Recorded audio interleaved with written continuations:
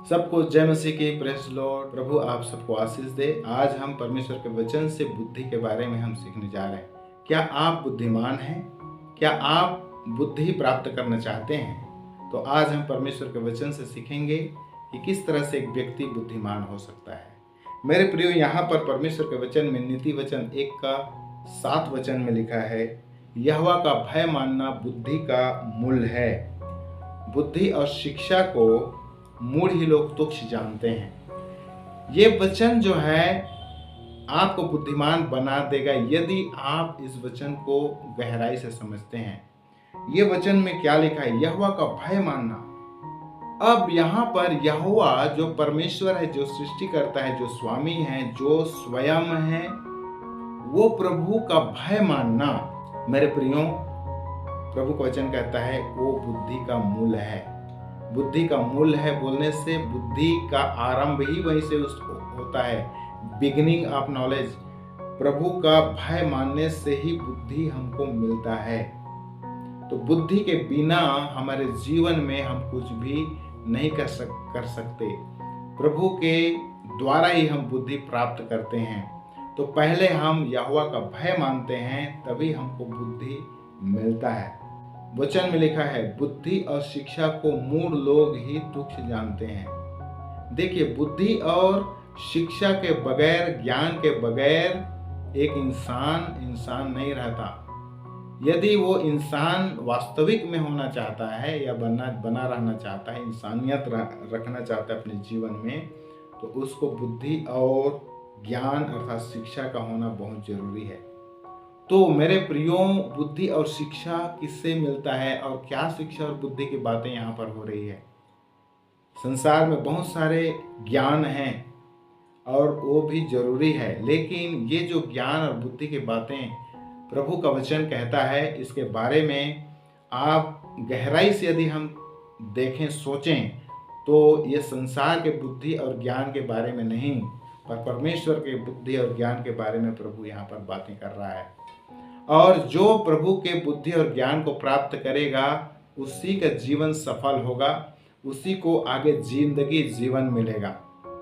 मेरे प्रियो, मैं बताना चाहता हूँ, परमेश्वर का भेद को हमको जानना है। ये परमेश्वर का भेद है वचन में। बुद्धि और ज्ञान जो है, बुद्धि और शिक्षा जो है, ये परमेश्वर का भेद को बताता है। तो वो भेद कहाँ पर छिपा हुआ है, ये बात को हम जानते हैं। नए नियम में हम पढ़ते हैं, कुलुसियों के पत्री अध्याय 2 में 2 पद से हम पढ़ते हैं, चैप्टर 2 का 2 अनवर्ड, ताकि उसके मनों में शांति हो और वे प्रेम में आपस में गठे रहें और वे पूरी समझ का सारा धन प्राप्त करें और परमेश्वर पिता के भेद को अर्थात मसीह को पहचान ले, जिसमें बुद्धि और ज्ञान के सारे भंडार छिपे हुए हैं। मसीह जो परमेश्वर का क्या है? भेद है। और मसीह में क्या छिपा हुआ है?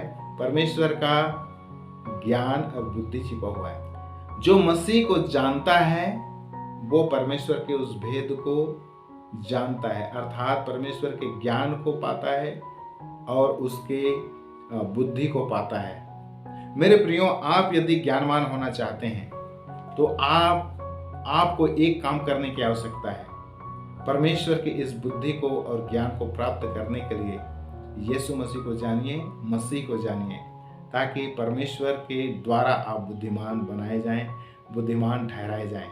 मनुष्य का बुद्धि, इस संसार के बुद्धि बुद्धिमान नहीं बनाती, पर परमेश्वर का बुद्धि आदमी को, मनुष्य को बुद्धिमान बनाता है। और जो बुद्धिमान होता है वो जीवन पाता है, उसका जीवन लंबा होता है, अर्थात वो कभी नहीं मरता है। तो जो कोई प्रभु को जान लेता है मेरे प्रियो, वो मर भी जाएगा। वचन में लिखा है, यीशु मसीह ने कहा, पुनरुत्थान और जीवन मैं ही हूँ, और जो कोई मुझ पर विश्वास करता है मर भी जाए तो भी जिएगा। तो जो यीशु मसीह को जान लेता है वो जीवन पाता है और वही बुद्धिमान है। प्रभु आपको आशीष दे। यदि आपको ये संदेश अच्छा लगा तो ज़रूर लाइक करें और सब्सक्राइब करें, और ज़रूर कमेंट में बताएं कि आपको ये संदेश कैसा लगा, छोटा सा संदेश। प्रभु आपको आशीष दे। मिलते हैं अगले संदेश में, तब तक के लिए जय मसीह की। Praise the Lord. प्रभु आपको आशीष दे।